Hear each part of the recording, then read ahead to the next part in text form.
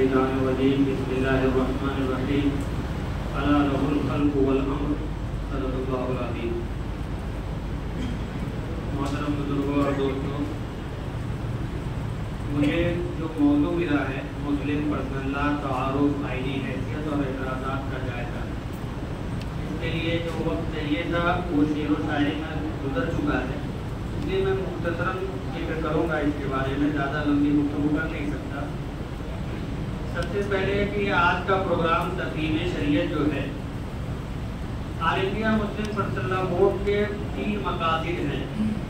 पूरे उसके मकासद को अगर देखा जाए तो 3 मकासद हैं: तहफ़्फ़ुज़ शरीयत, तफहीम शरीयत और निफ़ाज़ शरीयत। तहफ़्फ़ुज़ शरीयत के बारे में हमारे दोस्त मौलाना असद नदवी साहब ने बताया कि जब भी कभी कोई भी हरकत ऐसी होती है गवर्नमेंट की तरफ से, अदालत की तरफ से, जो शरीयत में कुरान के अहकामात में मुदाखलत की कोशिश होती है, तो बोर्ड उसके लिए तमाम तंजीमों के साथ मिल करके बोर्ड उसके खिलाफ तहरीक चलाता है कि ताकि हुकूमत या अदालत अपने फैसले वापस ले, अपना बिल वापस ले, अपने कानून वापस ले। तफहीम शरीयत का बुनियादी मकसद क्या है?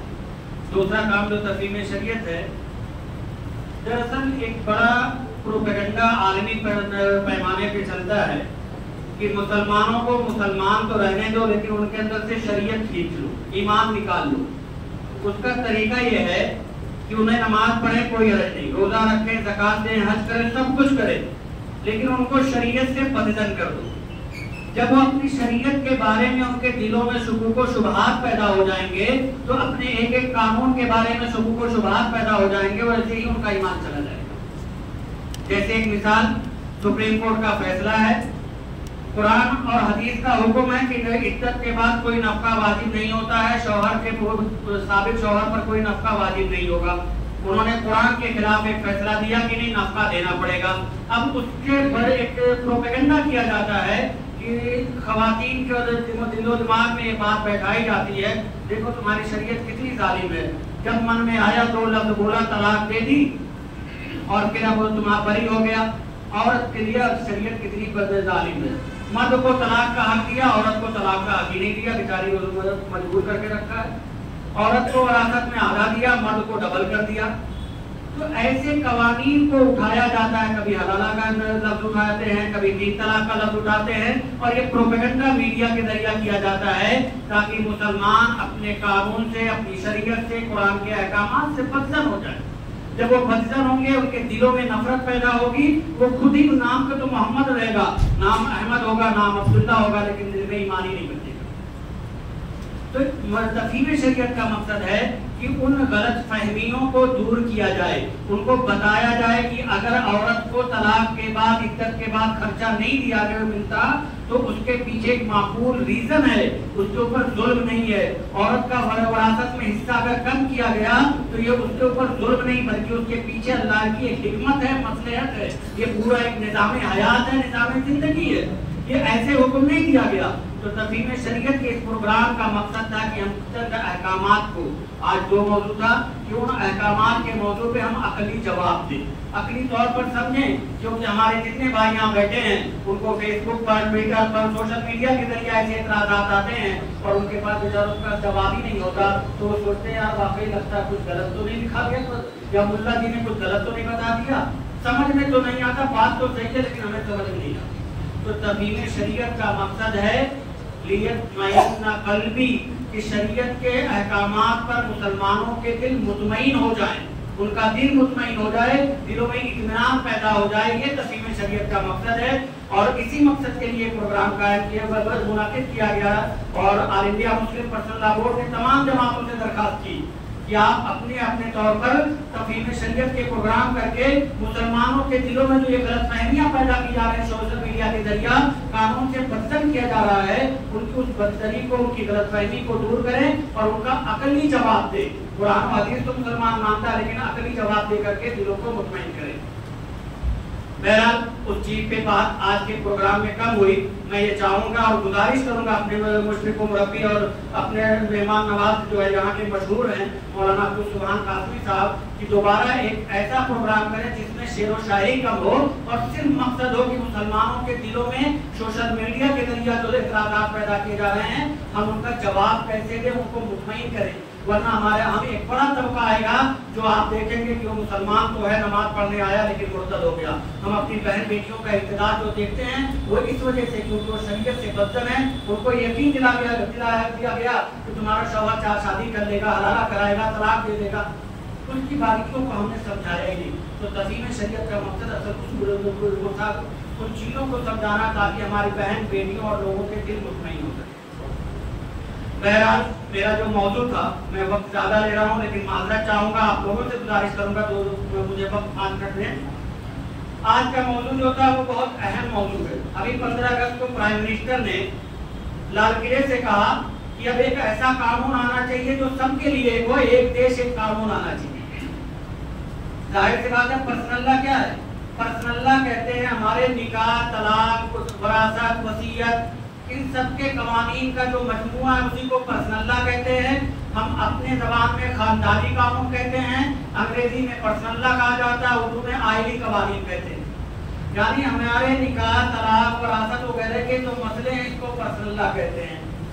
अब प्राइम मिनिस्टर ने ये कहा कि हम ऐसा कानून लाना चाहते हैं जो सबके लिए, यानी तो निकाह का तरीका, शादी का तरीका, तलाक का तरीका जो हिंदू का है वही मुसलमान का हो, जो मुसलमान का वही ईसाई का हो, जो ईसाई का वही सिख का हो। ऐसा कानून लाना चाहते हैं और उसी को हम लोग कहते हैं यूनिफॉर्म सिविल कोड का नाम दे रहे हैं। यूनिफॉर्म सिविल कोड या यकसा सिविल कोड या सामान्य नागरिक संहिता करके वो लाने की कोशिशों में है। हैरत तो तब होती है जब मुसलमान भी, कुछ लिबरल किस्म के मुसलमान भी इसकी हिमायत करते हैं। कहते हैं, हमसे खुद कहा कि मौलाना साहब अरे 1400 साल पुराना कानून है, उस जमाने में आया जमाना कहां से कहां तरक्की कर गया और आप अभी उसी कानून पे लेकर के बैठे हुए हैं। कुछ तो सोचिए, कौम कहां जा रही है। आप लोगों को मुखालफत सिर्फ इसलिए कर रहे हैं कि मुल्लों की दुकान बंद हो जाएगी, इसलिए नया कानून लाने नहीं दे। और इसमें हमारे मुसलमान भी उनका साथ देते हैं और समझते हैं कि बिल्कुल सही है। मैं ज्यादा तफसीली गुफ्तगू नहीं कर सकता, मैं सिर्फ एक चीज बताना चाहता हूँ कि मुसलमान पर्सनल लॉ को, शरीयत को क्यों नहीं छोड़ सकता और दूसरी बात इसमें तब्दीली क्यों नहीं करनी चाहिए, तब्दीली शरीयत के कवानीन में क्यों मुमकिन नहीं। अल्लाह तबारक व तआला ने कुरान करीम में बड़ी लॉजिकल बात कही, जो मैंने एक मुख्तसर आयत का टुकड़ा पढ़ा कि अला लहुल खल्क़ वल अम्र, कि याद रखो जिसने पैदा किया है उसी का हुक्म भी चले। ये दुनिया का, सारी पूरी दुनिया का कानून यही है कि जो चीज जो इंसान बनाता है उस पर उसी के रूल और रेगुलेशन और कानून चलते हैं। ये मोबाइल जिसने बनाया, मोबाइल कंपनी बता देगी कि इसको किस तरीके से यूज करना, इसको कैसे चलाओगे, बल्कि वो तो यूजर गाइड भी साथ में देती है कि ऐसे ऐसे चलाओ। बड़ी फैक्ट्री लगा दो, कोई बहुत बड़ा कारखाना लगाओ तो वो इंजीनियर भेजते हैं कि 3 दिन डेमो करा के दिखा देना है मशीन कैसे चलेगी। अल्लाह तबारक व तआला ने पूरी कायनात बनाई और कायनात बनाने के बाद अंबिया इकराम को भेजा कि जाओ डेमो करके बताओ कि हमारे बंदों को बता के सिखा के आओ कि कैसे दुनिया में रहना है। किताबें भेजी, आखिरी किताब कुरान करीम भेजा कि देखो इसमें लिख दिया है जिंदगी तुम्हें माँ की गोद से लेकर के कब्र तक कैसे गुजारनी है। तो अल्लाह ने हुक्म दिया कि जब पैदा मैंने किया है तो अहकामात भी मेरे चले। अला लहुल खल्क़ु, याद रखो कि पैदा उसी ने किया है, व लहुल अम्र, और हुक्म भी उसी का चले।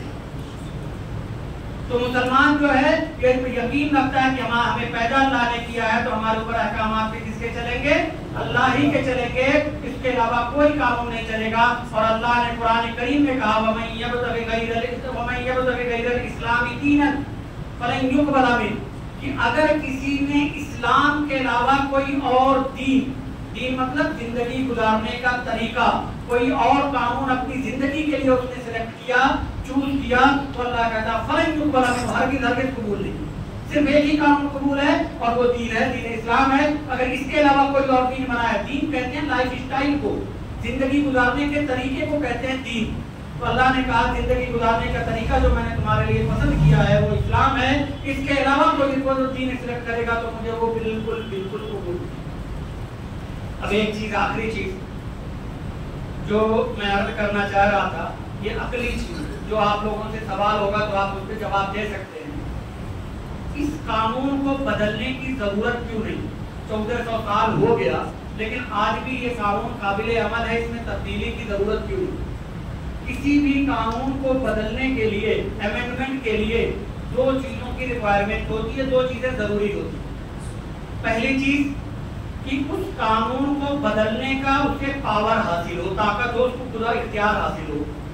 جیسے پارلیمنٹ، دلی کی پارلیمنٹ نے اگر کوئی قانون بنا دیا تو بہار کی اسمبلی اس کو بدل نہیں سکتی، اس کو بدلنے کا اختیار تو پارلیمنٹ کو ہوگا۔ تو پہلی چیز ہوتی ہے کسی قانون میں امینڈمنٹ یا تبدیلی یا ترمیم لانے کے لیے کہ اس بدلنے تبدیلی کرنے کا اختیار ہو۔ دوسری چیز ضرورت ہے، دوسری چیز جو ریکوائرمنٹ ہوتی ہے کہ اس قانون پر عمل کرنا اب ممکن نہ رہا ہو اور بدلنے کی ضرورت پیش آ گئی ہو۔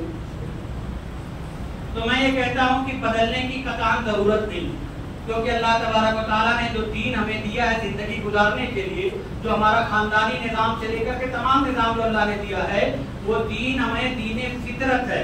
دین فطرت مطلب یہ دین ہمارا جو ہے کہ ہمارے فطرت اور نیچر کو کنٹرول کرتا ہے، اور انسان کے فطرت اور نیچر میں 1400 سال سے اب تک کوئی تبدیلی نہیں ہے۔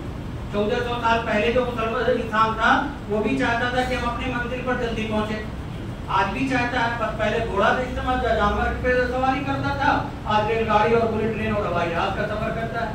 پہلے جو مسلمان تھا، انسان تھا، وہ یہ چاہتا تھا کہ ہم اپنے دشمن کو جلدی سے جلدی اور زیادہ سے زیادہ نقصان پہنچائیں، آج بھی وہی چاہتا ہے، بس طریقہ بدل گیا۔ پہلے تیر اور تلوار استعمال کرتا تھا، گولی اور بارود استعمال کرتا ہے۔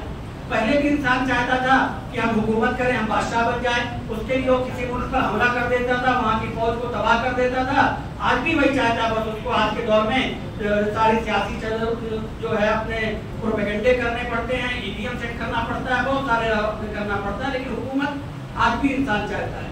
تو انسان کی فطرت نہیں بدلی، اور شریعت کا قانون کس کے مطابق ہے؟ فطرت کے مطابق۔ جب فطرت ہی نہیں بدلی تو شریعت کا قانون کو بدلنے کی کوئی ضرورت بھی نہیں ہے۔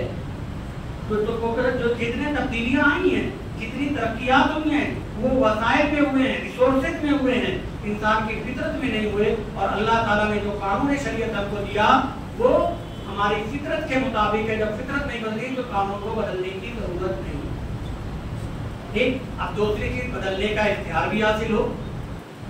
شریعت میں قانون شریعت میں قانون بنانے والا کون؟ اللہ تبارک و تعالیٰ۔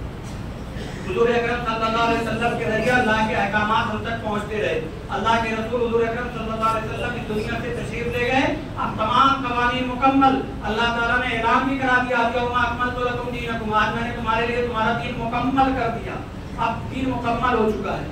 تو شریعت میں بنانے والا جو ہے، قانون شریعت کو بنانے والا اللہ ہے، تو بدلنے والا بھی کون ہوگا؟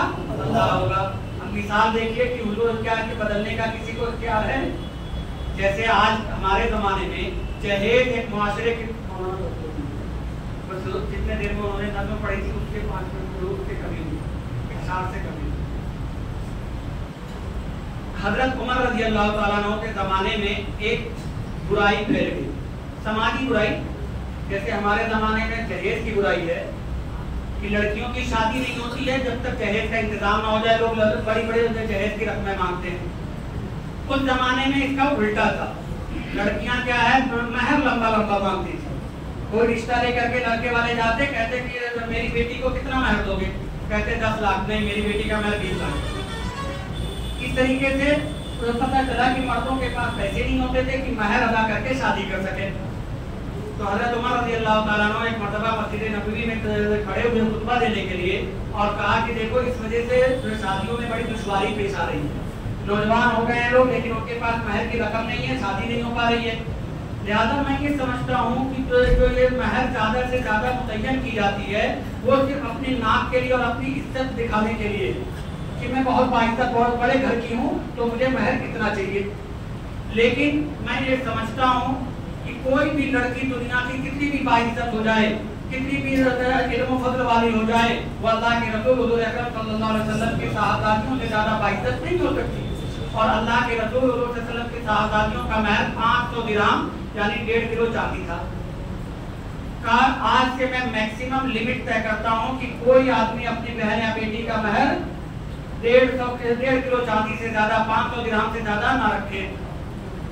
एक खातून मस्जिद में बैठी थी और कहा कि है मेरे मोमिनीन, अल्लाह ताला ने जहाँ कुरान करीम में जिक्र किया है महर का खुला के मौके पे, तो उन्होंने अल्लाह ताला ने कहा कि अगर तुमने अपनी बीवी को किंतार दे रखा हो तब भी वापस ना लो।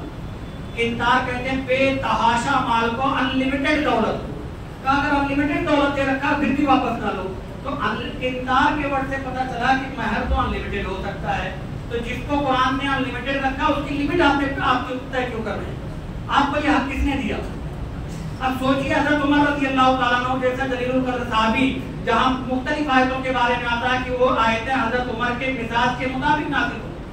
और हज़रत उमर की फजीलत ये है कि अल्लाह के रसूल सल्लल्लाहु अलैहि वसल्लम फरमाते हैं कि अगर मेरे बाद कोई नबी होता तो उमर होते, जिनका रास्ता देख करके शैतान अपने रास्ते बदल लिया करता था, वो फौरन मिंबर से उतर जाते हैं और थोड़ी देर के बाद फिर बैठते हैं, कहते हैं भाई देखो तुम लोग आजाद हो, जितना चाहो महर रखो।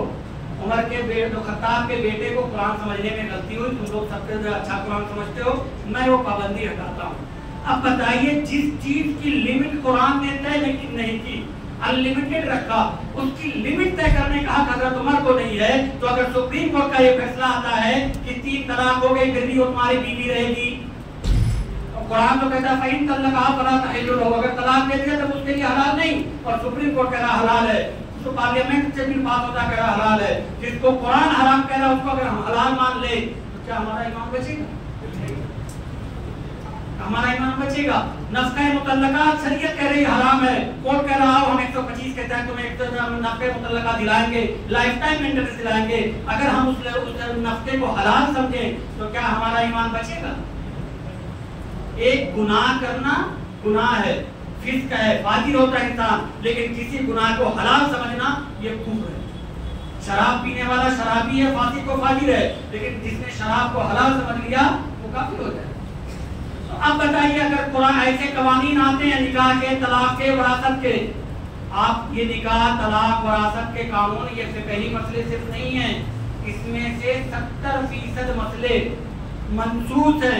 यानी मंसूस उन मसाइल को कहते हैं, उन कवानीन को कहते हैं जिसमें मुफ्ती और मुज्तहिद और काजी का इज्तिहाद भी नहीं चलता। वरासत के कानून तो 95% कुरान में मिल जाएंगे आपको। तो अब अगर वरासत के मामले में कोई अलग कानून पार्लियामेंट लेकर के आता है और उसमें वो बिल पास होता है और कहते कुरान कहता है कि लिज़्ज़करि मिस्लु हज़्ज़िल उन्सयैन, मर्द को औरत के मुकाबले में डबल मिलेगा। पार्लियामेंट ने कानून पास कर दिया कि नहीं बराबर मिलेगा, कुरान कहता आधा था, वो कहते हैं बराबर मिलेगा। अगर हमने कुरान को छोड़ के उस यूसीसी को, यूनिफॉर्म सिविल कोड को कबूल कर लिया तो क्या हमारा ईमान बचेगा?